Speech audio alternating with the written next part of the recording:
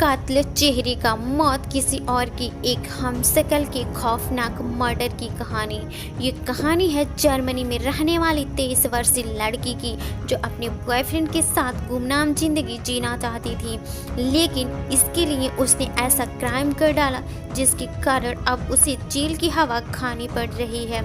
आखिर कौन थी वो लड़की और क्या था ये पूरा मामला, आइए जानते हैं विस्तार से।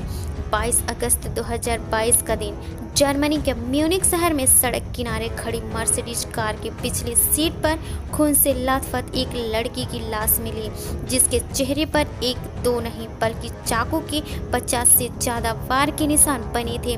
देखने में ऐसा लग रहा था जैसे किसी ने पुरानी दुश्मनी लड़की पर निकाली हो। पुलिस ने लाश को कब्जे में लेकर जांच पड़ताल शुरू कर दी। कार की नंबर प्लेट से गाड़ी के मालिक का पता लगाया गया। यह कार 23 वर्षीय सहरबान नाम की एक लड़की की थी।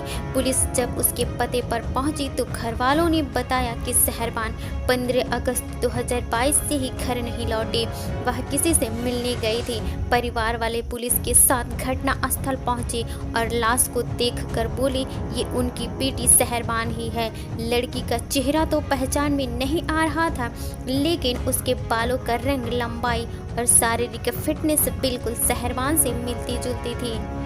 पुलिस ने शव को पोस्टमार्टम के लिए भेज दिया। फिर भी पहचान पुष्टि के लिए उन्होंने तय किया कि वे लाश का डीएनए टेस्ट भी करवाएंगे। डीएनए रिपोर्ट में चौंकाने वाला खुलासा हुआ। एक तरफ सहरबान के घर वालों ने तो मान लिया था कि उनकी बेटी की मौत हो चुकी है, तो दूसरी तरफ केस में उस वक्त नया मोड़ आया जब डीएनए रिपोर्ट में यह खुलासा हुआ कि यह लाश सहरबान की नहीं है। तो अब सवाल ये था कि आखिर सहरबान कहाँ है। फिर सोशल मीडिया से खुला राज। पुलिस ने अब इन सवालों के जवाब तलाशने शुरू किए। वहीं पुलिस की एक टीम सहरबान के सोशल मीडिया अकाउंट्स को भी खंगाल रही थी। सोशल मीडिया से पुलिस को काफ़ी चौंकाने वाली खबर सामने आई। पता चला कि सहरबान का एक बॉयफ्रेंड था जिससे वह लगातार संपर्क में थी।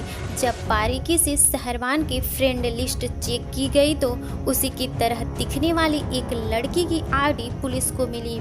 आईडी चेक की गई तो पता चला कि इस लड़की का नाम खदीजा है, जो कि पेशे से ब्यूटी ब्लॉगर है और वह सहरबान के घर से 100 की दूरी पर रहती है। पुलिस को यहाँ थोड़ा शक हुआ। उन्होंने खदीजा के बारे में पता लगाना शुरू किया। इस दौरान उन्हें पता चला कि खदीजा पिछले 2 दिनों से गायब है। उसके परिवार वालों ने खदीजा के लापता होने की रिपोर्ट भी दर्ज कराई थी। पुलिस को अब किसी बड़ी साजिश का अंदाजा होने लगा। फरवरी 2023 में सहरबान चढ़ी पुलिस के हत्थे। अब पुलिस ने सबसे पहले लाश का डीएनए खदीजा के परिवार वालों से कराया। रिपोर्ट आते ही साफ हो गया कि ये लाश खदीजा की है। अब पुलिस के सामने सवाल ये था कि अगर ये लाश खदीजा की है तो आखिर सहरबान कहाँ है, जिसकी गाड़ी में खदीजा की लाश मिली थी। पुलिस ने सहरबान की तलाशी शुरू कर दी। पुलिस के हत्थे सबसे पहले सहरबान का बॉयफ्रेंड सेकिर लगा। फिर उसके जरिए पुलिस ने फरवरी 2023 में सहरबान का भी पता लगा लिया और उसे पकड़ लिया। फिर सहरबान ने खोला राज। पुलिस ने सहरबान से सख्ती से पूछताछ की तो बेहद हैरान कर देने वाला खुलासा हुआ।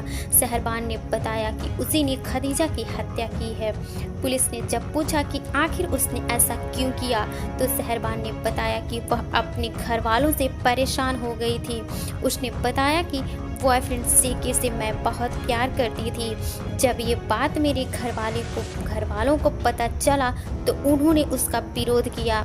उन्होंने सेकिर से दूर रहने को कहा, लेकिन मैं सेकिर से दूर नहीं रहना चाहती थी।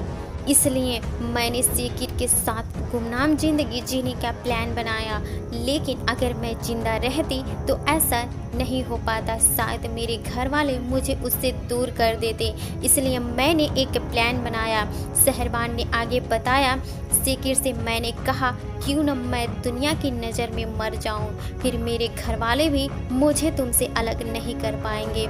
इसके बाद सेकिर और उसने मिलकर एक प्लान बनाया। उसने प्लान बनाया कि उसकी शक्ल से मिलती जुलती किसी लड़की को ढूंढकर वो उसे मार डालेंगे और चेहरा बिगाड़ देंगे। इससे सभी को लगेगा कि शहरबान मर चुकी है।